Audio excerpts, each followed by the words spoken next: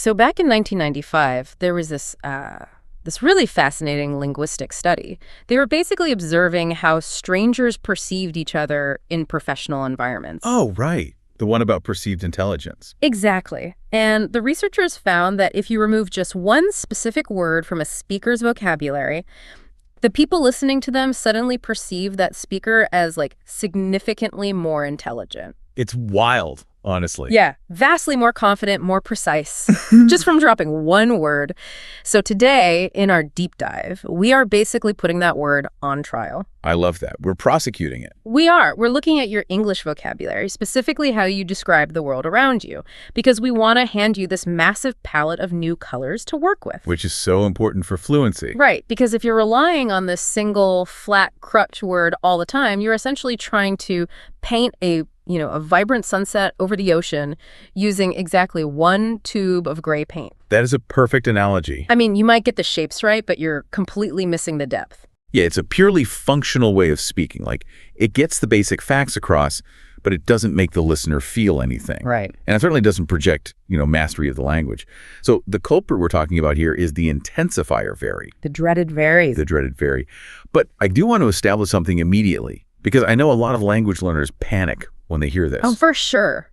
Using the word very is not grammatically incorrect. Yep. Like if you say you're very tired or a building is very big, you are successfully communicating a fact. You're not breaking any laws. Exactly. But as you transition from, say, an intermediate speaker, like a B1 or B2 level, into an advanced C1 level communicator, native speakers just naturally gravitate toward stronger, highly specific adjectives. I want to dig into the mechanics of that, actually. Like, why does native English naturally push very out of the nest as we get more fluent? What's happening in the listener's brain when they hear someone use very over and over again? Well, it fundamentally comes down to economy of language. Yeah. And cognitive load. Okay, unpack that for me. Sure. So when you use very plus an adjective, you're forcing two words to do the job of one. You're diluting the impact. I see. But more importantly, it creates this repetitive drone. If everything in your presentation is very good, very bad, very big, very small. The listener just glazes over. Exactly. The brain actually starts to tune out the intensifier entirely. It literally just becomes white noise. Wow. Yeah. So the core thesis of replacing very is that it does three things. It eliminates that repetitive phrasing. It instantly elevates your perceived fluency. And it commands authority. Commands authority. That makes so much sense. Because whether you're, ordering a coffee or presenting a quarterly report in a corporate boardroom, precise language projects confidence. Because it shows you aren't searching for the right word. You already possess it. Yes. I see this all the time in meetings, actually. The person who says a project is crucial immediately commands the room differently than the person who just says it's very important. Oh, absolutely. It's like upgrading your wardrobe, but for your vocabulary. I love that. Upgrading your verbal wardrobe.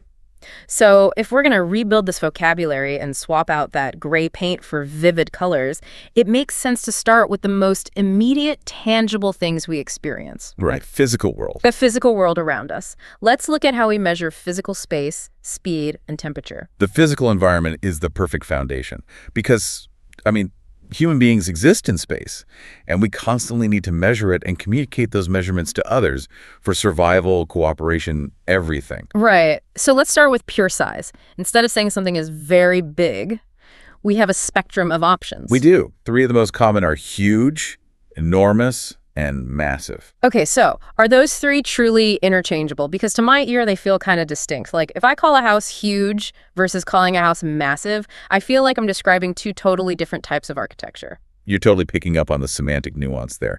Huge and enormous are largely interchangeable in everyday speech. Like a balloon can be huge, a financial debt can be enormous. But massive operates differently.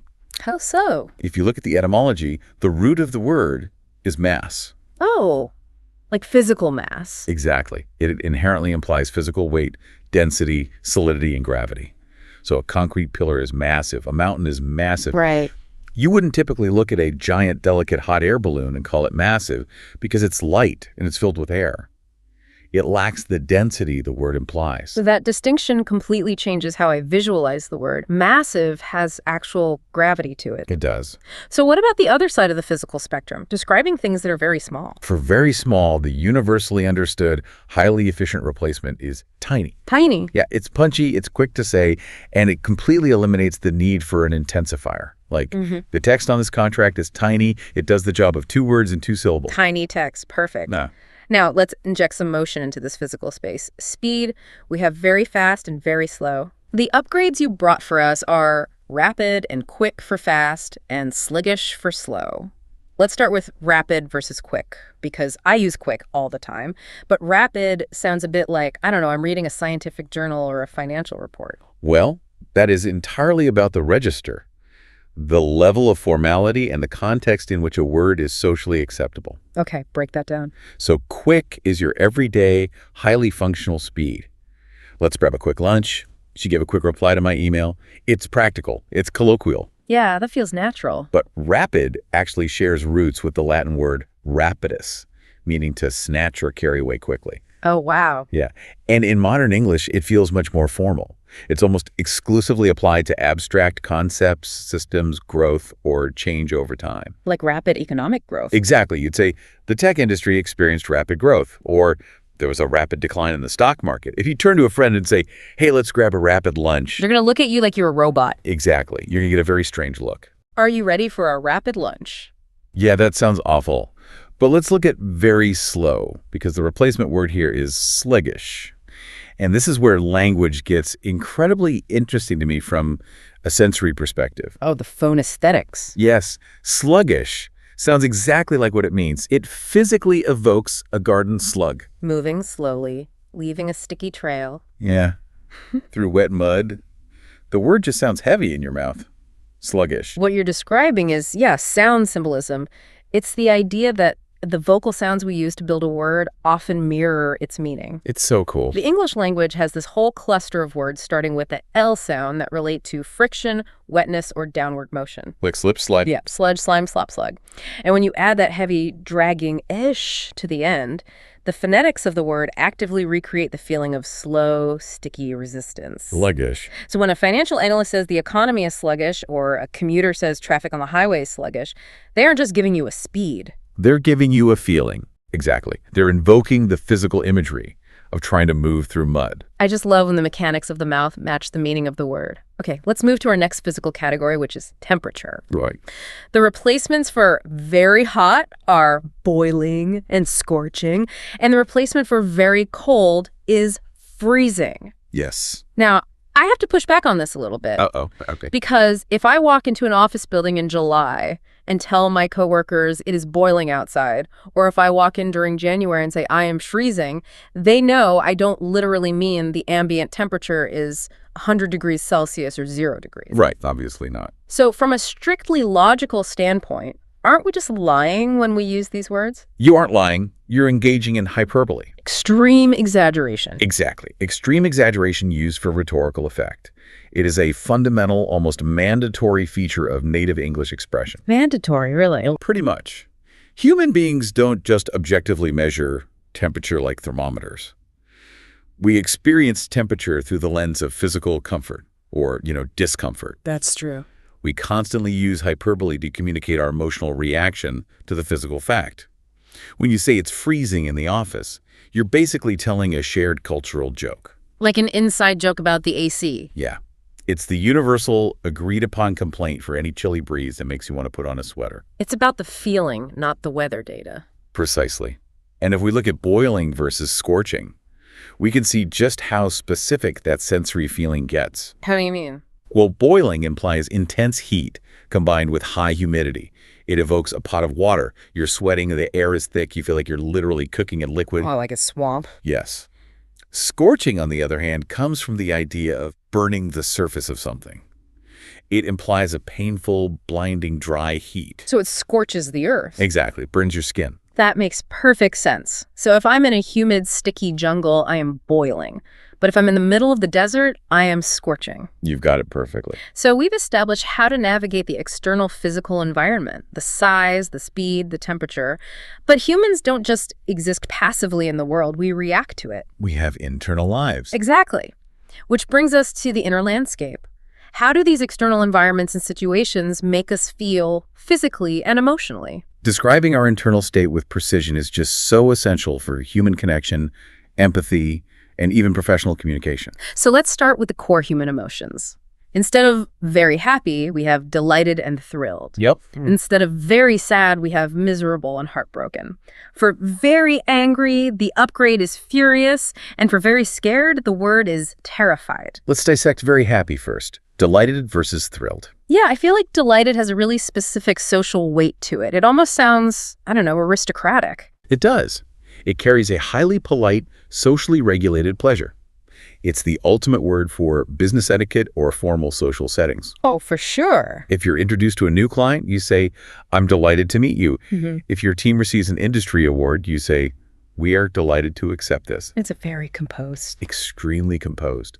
It expresses happiness while fiercely maintaining professional composure. Yeah. You're happy, but you're still in control. Whereas thrilled sounds like you're actively losing control a bit. Exactly. Yeah. Thrilled is a visceral, vibrating, energetic burst of joy.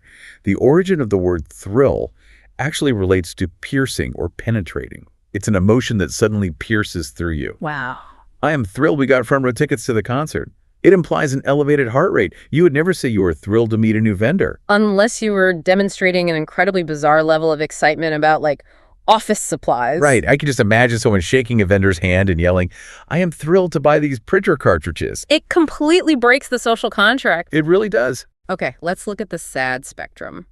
We have miserable versus heartbroken. How do we divide those? The division really lies in the permanence and depth of the emotional weight. Okay. Heartbroken is reserved for profound, often permanent emotional loss. A romantic breakup, the death of a loved one, a massive life disappointment. The imagery is literal. Your core emotional center is broken. Yes. Miserable, however, is vastly more adaptable. It means extremely unhappy or deeply uncomfortable, but it very frequently applies to temporary physical states or external annoyances. Give me an example.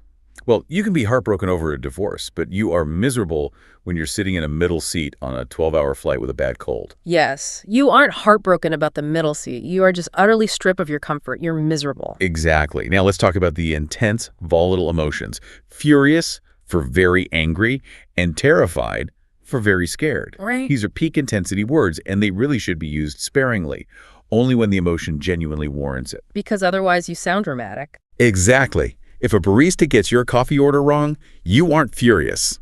You're slightly annoyed. Hopefully. Right. But if a hacker steals your identity and drains your bank account, you are furious. The anger is consuming. And terrified. Terrified shares that peak intensity. It goes beyond fear. Fear makes you cautious. Terror paralyzes you. Let's pivot slightly from pure emotion to internal physical states. Specifically, very tired and very hungry. Oh, these are great. The replacements here are exhausted and starving. I actually want to bring up a real-world scenario here with you. Let's hear it. Let's say I am at a high-stakes business lunch. I'm with my CEO, maybe a prospective client.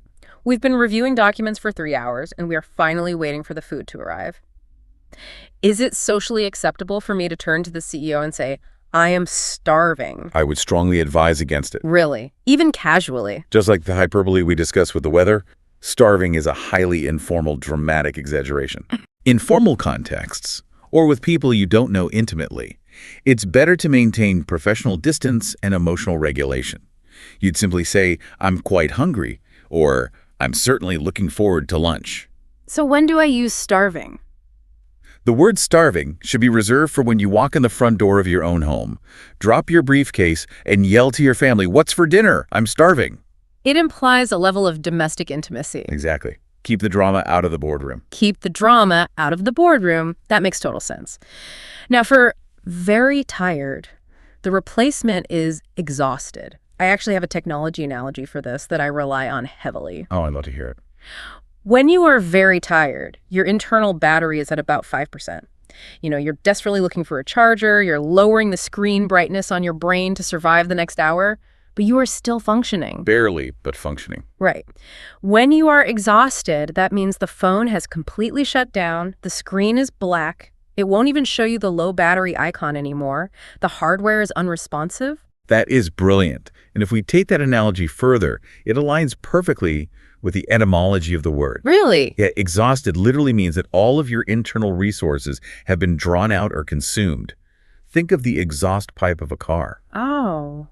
It pushes out the spent fumes. Exactly. It pushes out the spent, useless air after the fuel has been burned. When a human being is exhausted, the fuel is gone. There is nothing left in the tank to draw from. It's a total systemic shutdown. Absolutely. I just love looking at how native speakers weave these internal states into casual conversation.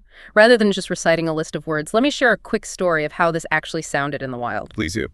So I was catching up with a friend last Friday.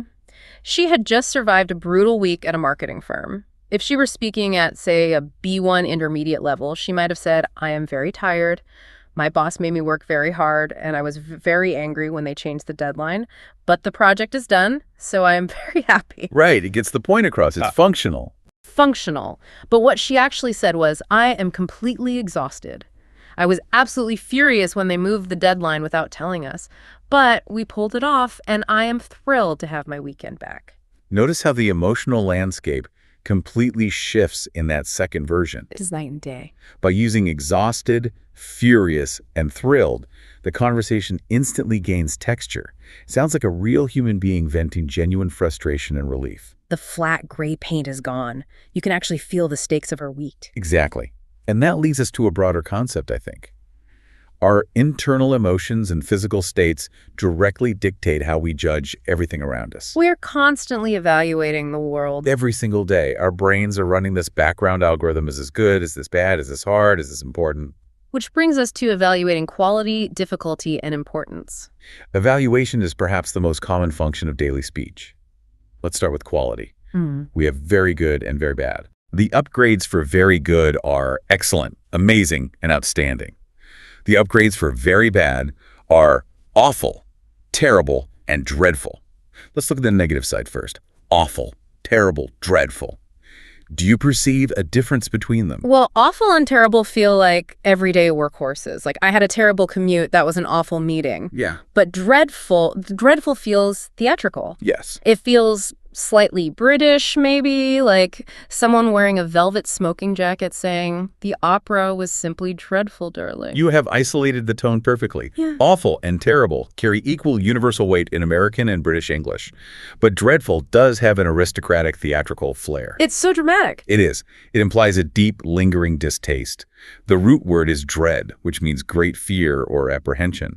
While you can certainly use it in modern standard English, it elevates the formality and adds a layer of dramatic suffering that awful simply lacks. Okay, let's flip to the positive side. Very good becomes excellent, amazing, or outstanding.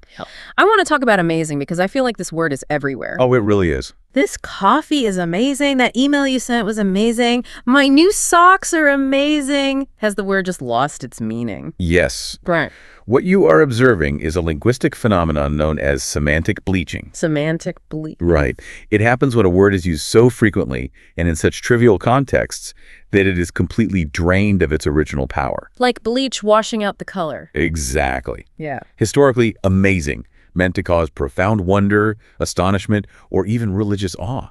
It was reserved for miracles or grand spectacles. And now it's used for socks. Now it's used for socks. Today, through semantic bleaching, it just means, I like this. It is highly common in casual speech. But because it's been so diluted, it lacks professional weight. So if amazing is bleached, what do we use when we want to sound authoritative and genuinely praise something? You rely on excellent and outstanding. Excellent implies a high degree of merit, but outstanding is the true power word. Physically, the word means to stand out from the rest of the group. If you tell an employee, your work on this report was outstanding, you aren't just saying it was good, you're saying it stood head and shoulders above the competition. It is a benchmark of quality.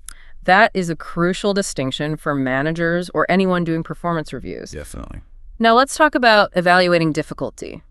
Very easy becomes effortless or simple.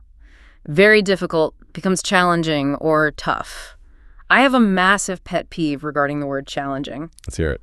It feels to me like challenging is just a psychological manipulation tactic invented by corporate PR departments. Oh, you're not entirely wrong. Right. If management stands up and says, this upcoming software migration is going to be very difficult, the entire team groans, morale drops. Yeah. But if they say, this migration is going to be a challenging opportunity, suddenly everyone is supposed to feel energized. It's the exact same problem, just spun differently. You are absolutely right about the sociology of management speak. The words we choose frame the reality we experience. Difficult focuses entirely on the hardship, the roadblock, the pain of the process. It's purely negative. Right. A challenge, however, invokes the psychology of a game or a sport. It's a test of skill that can be overcome. It invites active participation rather than passive suffering. So it's deliberate verbal camouflage. Exactly. Replacing difficult with challenging is a deliberate framing technique used in leadership to reframe a negative reality into an active, surmountable task. Okay, what about the opposite? Very easy. We have effortless and simple. Effortless is arguably the highest compliment you can pay to someone possessing a specialized skill. Really? Oh, absolutely. If you watch an Olympic gymnast on the rings or a Michelin star chef chopping vegetables, what they're doing is incredibly difficult. Wow. But they possess such an extreme level of mastery that they hide the labor. They make it look effortless. It appears as though it requires no physical or mental exertion at all. Right. It's the illusion of magic. But what about simple? Because I feel like simple can be a trap. Simple is a highly dangerous word in professional environments. Dangerous? How? While its dictionary definition just means not complicated, it carries a heavy, negative secondary connotation of lacking intelligence, sophistication, or depth. Oh, I see.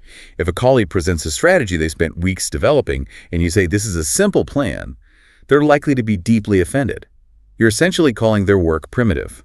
That is a massive minefield. If I can't say a plan is very simple, what's the alternative that doesn't insult my coworkers? You use the word straightforward. Straightforward. This is one of the most useful vocabulary upgrades you can make. Straightforward implies clarity, honesty, and ease of execution without implying a lack of intelligence. So it's actually a compliment. It is. If you say the new onboarding process is straightforward, you are complimenting its elegant design.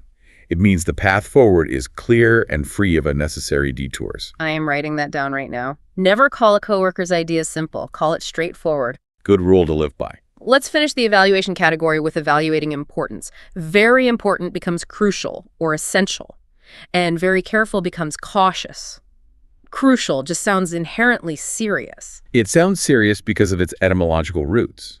Yeah. Crucial shares a root with crux or cross. Historically, it referred to a crossroads, a point where a definitive decision must be made, and the path you choose changes everything. Oh, wow. When you tell a team member that a deadline is crucial, you are telling them that they are at a crossroads. The success or failure of the entire endeavor hinges on this single point. The stakes are infinitely higher. What about essential? Essential works similarly. It relates to the essence of a thing. A car can run without a radio, but it cannot run without an engine. The engine is essential to its very being. That makes perfect sense. So we've evaluated abstract concepts like difficulty and importance. But human beings are inherently materialistic, right? We are. We surround ourselves with physical objects, property, status markers. This brings us to how we judge the material world. Aesthetics, age, wealth, and cleanliness. Evaluating the material world requires language that conveys immediate visual and social judgments. Let's start with aesthetics, how things look. Very beautiful becomes gorgeous or stunning. Very ugly becomes hideous. I have to pause on hideous because, to me, calling something hideous isn't just saying it doesn't look nice. It feels like an act of verbal violence. It is an incredibly mean word. It is brutal. And again, the history of the word explains why. Hideous comes from an old French word meaning terror or fright. Terror. Yes. It doesn't just mean something is unappealing. It means it is so profoundly ugly that it provokes a physical reaction of horror or revulsion. That is intense. I caution learners to use it with extreme care. It's generally acceptable to use it hyperbolically for inanimate objects like that orange velvet couch is hideous, or the architecture of that building is hideous. But not a person. Never a person. Yeah. Using it to describe a living person is profoundly cruel and essentially unacceptable in polite society. Good rule of thumb. reserve hideous for furniture, not people. Exactly. On the positive side, we have gorgeous and stunning. I find stunning fascinating because it shares linguistic DNA with weapons, like a stun gun. You're spot on. The literal meaning of stun is to knock someone unconscious or leave them dizzy and reeling from a physical blow. Right. When you call a landscape, a piece of art, or a person stunning, you are saying their beauty is so intense that it acts as a physical blow. Yeah. It stops you in your tracks. It momentarily shuts down your higher reasoning. That is a massive upgrade from very beautiful. It really is. Now let's look at how we maintain our material world. Cleanliness. Very clean becomes spotless. Very dirty becomes filthy. These words operate as absolute extremes, much like the word silent. Spotless is entirely literal. It means a surface exists without a single microscopic spot of dirt or blemish. It implies perfection. And filthy. That word gives me a visceral reaction. When I say my car is dirty, it means I need to take it to the car wash this weekend. When I say a public restroom is filthy, it implies I need a biohazard suit. Exactly. It makes you physically crinkle your nose just pronouncing it. Filthy. Filthy evokes grime, disease, contamination, and deep, prolonged neglect. You wouldn't say my hands are filthy just because you got a little flour on them while baking bread. Right, that's just messy. You'd use filthy if you had spent 12 hours digging in a muddy, oily trench. It implies a level of dirt that is almost morally offensive. Wow. Let's talk about age and wealth. Things that track value over long periods of time. Very old becomes ancient, very new becomes brand new for wealth. Very rich becomes wealthy, and very poor becomes broke. The distinction between wealthy and broke is fascinating to me because of the heavy socioeconomic undertones. They aren't just descriptions of bank accounts, they're descriptions of class. That is a vital sociolinguistic distinction. Broke is an informal, colloquial term, and crucially, it almost always implies a temporary state of lacking liquid cash. Temporary. Okay. A college student might say, I can't go out for pizza tonight, I'm totally broke. They have zero cash in their wallet at that specific moment. Yeah. But it does not necessarily mean they are living in a state of systemic generational poverty. So what does wealthy mean then? Wealthy implies the exact opposite. Someone who wins the lottery on a Tuesday might suddenly be rich. They have cash. But wealthy implies a formal long-term accumulation of assets, property, investments, and generational stability. It's an established status, not a sudden windfall. That leads directly into how we evaluate pricing in consumer goods. Yeah. Very expensive becomes costly or pricey. Very cheap becomes inexpensive. Right. I want to highlight something massive here about the word cheap versus inexpensive, because I see people get this wrong all the time and it causes incredible awkwardness. Yep. If I buy you a gift and you ask me about it and I say, oh, don't worry, it was very cheap, I have just accidentally insulted my own gift. It is one of the most common pragmatics failures for English learners. They use cheap because it's the literal dictionary translation for low cost. Right, they just look it up. But what the dictionary doesn't tell you is the cultural baggage of consumerism attached to the word. In Western culture, calling a product cheap implies that the manufacturer cut corners. It implies the item is poorly made, easily broken, and lacks intrinsic value. It's an insult to the object's integrity. Exactly. If I call a car cheap, I am saying the brakes are going to fail. But if I call it inexpensive, what am I saying? Inexpensive is a compliment to the object's value proposition. It means the item didn't cost a massive amount of money, but it still functions perfectly well and retains its dignity. It's a much safer word. It's a neutral, safe, and precise word. If you're discussing budget options at a business meeting, you never suggest a cheap solution. You suggest an inexpensive or cost-effective alternative. Now, what about pricey? Pricey is a fantastic, slightly informal alternative to expensive. It softens the blow. The restaurant downtown is a bit pricey, but the ambiance is stunning. So we've covered the objects we own and the spaces we inhabit. But as we move toward the final categories, we need to shift our lens outward to the broader environments, atmospheres, and abstract concepts that govern our daily lives. We are moving from the tangible to the atmospheric. Let's look at environmental descriptions. Very loud becomes deafening. Very quiet becomes silent. Very crowded becomes packed. I want to focus on packed because, again, it is so deeply visual. It really is. When someone says a room is very crowded, I just picture a room with a lot of people in it. Maybe there are no chairs left. Yeah. But when someone says a concert venue is packed, my brain instantly jumps to the imagery of sardines in a tin can. Yes, sardines in a tin. You are packed in. There is zero negative space. You cannot swing your arms without hitting a stranger. Packed evokes the physical pressure of the environment.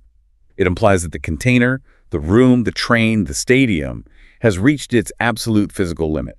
You're part of a mass. And what about deafening and silent? Similarly, deafening and silent operate at the extreme edges of human perception.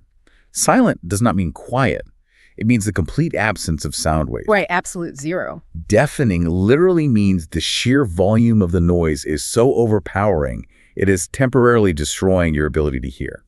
Let's transition from atmospheric pressure to conceptual ideas. How we evaluate media, intelligence, and risk.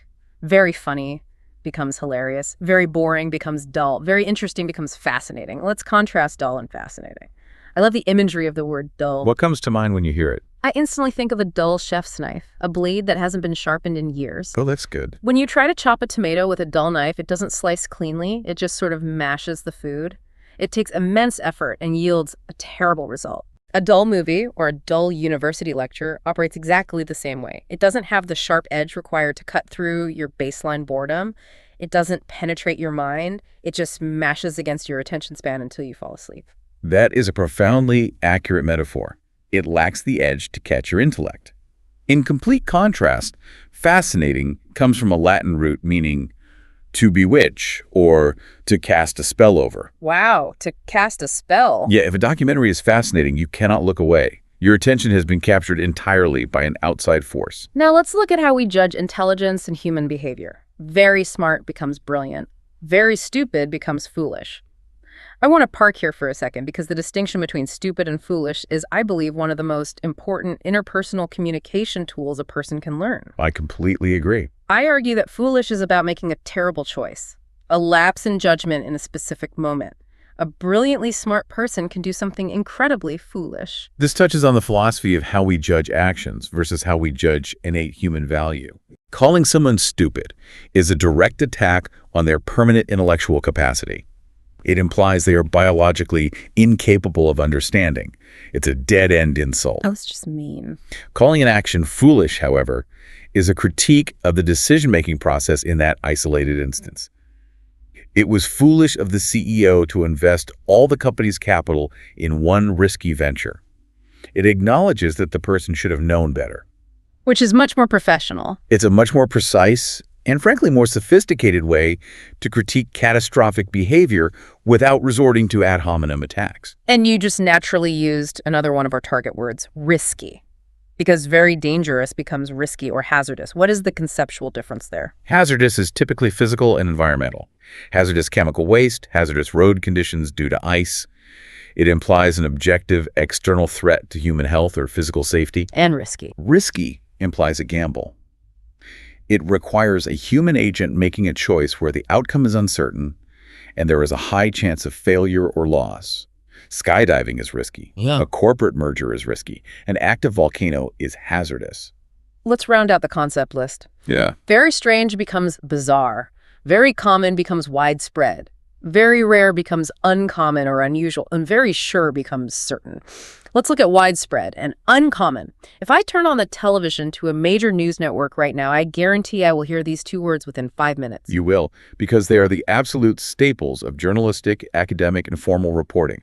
They communicate scale objectively. Right. Widespread physically describes the mechanics of a phenomenon spreading widely across geography or demographics. Right. There is a widespread power outage across the coast, or there's widespread support for the new policy. It removes the emotion and focuses on the physical reach. And uncommon. Uncommon is a gentle, highly objective way to say very rare, without sounding sensational or panicked. A doctor won't say a side effect is incredibly rare and bizarre. They will say it's uncommon, which maintains a calm, analytical tone. So we have built this massive new vocabulary palette. We have massive, sluggish, freezing, exhausted, straightforward, gorgeous, wealthy, packed, fascinating, and widespread. It's an incredible arsenal. It really is. But here is the reality check. Knowing these words, having them written down in a notebook is only 50% of the battle. It is. The other 50%, the part that actually makes you sound fluent, is the physical mechanics of how these words leave your mouth. It's the art of delivery, prosody, and tone. If you take a strong, vibrant adjective like hilarious, but you deliver it with the flat, gray, monotonous energy of the word very, you completely defeat the purpose of using the word. The canvas remains gray. Strong adjectives require strong vocal architecture. Tone carries as much semantic meaning as the actual letters on the page. Give me an example of that. Let's look at prosody, the patterns of rhythm and sound in speech. If you say the word hilarious, you cannot say it with a flat, bored voice. If you look at the floor, drop your shoulders, and say, wow, that was hilarious, native speakers will immediately assume you're being sarcastic. Right, they'll think you hated it. To deploy the word correctly, your vocal pitch must rise. Your eyebrows naturally lift. You have to put physical breath support and energy into the hill syllable. Hilarious. And it works in reverse for the heavy, negative words. If I'm talking about the word exhausted or dreadful or miserable, my voice needs to match the gravitational weight of the concept. Exactly. I shouldn't say exhausted with a high, bouncy pitch. My voice needs to sound heavy. The pitch should drop naturally at the end of the sentence. I need to let the air out of my lungs, maybe sigh slightly. I am completely exhausted. You are aligning your physiology with your vocabulary. When actors are trained in vocal delivery, they are taught to physically feel the shape of the word. Spotless should be delivered crisply. The P and a T should pop cleanly off the lips and teeth to mimic the sharp, clean nature of a spotless room. Oh, that's really cool. Sluggish should literally slow down your speaking cadence. You drag the vowels out. Let's analyze how this works in a high-stakes environment. Imagine a CEO addressing a company during a crisis. If they stand at the podium and say, we have a very big problem and the solution is going to be very hard, they inspire zero confidence. Not at all. The vocal delivery will naturally be weak because the words are weak. But if they stand up, plant their feet, drop their pitch to project authority, and say, we are facing a massive challenge, but the path forward is straightforward, the entire energy of the room shifts. The delivery of massive commands attention, and the crisp, clean delivery of straightforward inspires immediate calm. It's so powerful. That is the ultimate goal of moving from a B2 to a C1 fluency level. It's not just about passing a vocabulary test on paper. It's about integrating the vocabulary into your muscle memory so that your breath, your pitch, and your tone naturally support the psychological weight of the words you choose. You have to train the muscles in your jaw and your diaphragm just as much as you train your brain. As we transition into our final recap, we really want to synthesize everything we've discussed. We've covered dozens of concepts, etymologies, and words. If you take away absolutely nothing else from this deep dive, let's give you the absolute heavy hitters, the most universally applicable, transformative replacements you can start using today. If you want immediate results, focus on these 6 words. Number 1, crucial. Replace very important with crucial. It taps into the idea of the crosswords and instantly makes you sound more authoritative in serious and professional settings. Love that one. What's number 2? Number 2, exhausted. Replace very tired. Remember the imagery of an engine with no fuel or a phone with a dead battery. It communicates a total systemic shutdown. Number 3, packed. Replace very crowded. It moves beyond just a head count and invokes the physical claustrophobic pressure of a room with no empty space. Like sardines. Number 4. Number 4, hilarious. Ditch, very funny, but remember to add the vocal energy and the rising pitch to avoid sounding sarcastic. Number 5. Number 5, straightforward. Avoid the condescending trap of calling a colleague's work simple and embrace the elegance and clarity of straightforward. And the last one. Number 6, Starving. A fantastic dramatic hyperbole to replace very hungry, but best reserved for when you are among friends and family, not the boardroom. Those 6 words alone, delivered with the right tone, will absolutely transform the texture of your daily conversations. But we aren't just going to give you a list and let you passively walk away. Our expert actually has a specific, actionable assignment for you. I do. The biggest mistake language learners make is trying to memorize a list of 40 words in one day. That is scientifically counterproductive and leads to overwhelm. So what's the homework? Here is your actionable homework. Choose just 10 of the new words we discussed today. 10 words that resonated with your specific daily life. Write them down with a pen on a physical sticky note. Place that note somewhere you look every day. The edge of your computer monitor, your bathroom mirror, or the dashboard of your car. Okay, then what? Your active mission is to force yourself to use those 10 specific words in your own spoken or written English sentences this week. Write an email to your team and find an organic way to use straightforward. Call a friend, tell them a story about your week, and find an excuse to use bizarre or sluggish. Exactly. It might feel a bit clunky the first time, but force it until the muscle memory takes over and it feels entirely natural. Because knowledge is entirely theoretical until it's actively applied in the real world. That is a fact. And as we wrap up this deep dive, I want to leave you with a final, slightly philosophical thought to ponder over the next few days. We've spent this entire time dissecting how to change the words you use to describe the physical and emotional world around you. But here's the provocative question. Does acquiring a more precise vocabulary actually change the way you experience reality? You are referencing the theory of linguistic relativity, Yeah. often associated with the Sapir-Whorf hypothesis. Yes. It's one of the most debated and fascinating concepts in cognitive science. Exactly. The idea that the limits of your language are the limits of your world. Think about it. If you walk through life labeling every single positive thing as just very good, your brain only has one bucket to drop those experiences into. Right. But if you actively force your brain to pause and distinguish between what is genuinely outstanding, what is visually stunning, and what is merely effortless, does your brain actually begin to perceive the world with sharper, more vibrant clarity? That's a great question. If you have more colors on your palette, do you physically start noticing more colors in the sunset? I firmly believe you do. Upgrading your vocabulary isn't just about sounding smarter in a meeting. It's about upgrading the resolution of your own lived reality. It's a profound thought to end on. You're literally building a richer, more nuanced internal world by expanding the tools you have to categorize it. So throw away that flat gray brush. Grab those bright, vivid colors and start painting.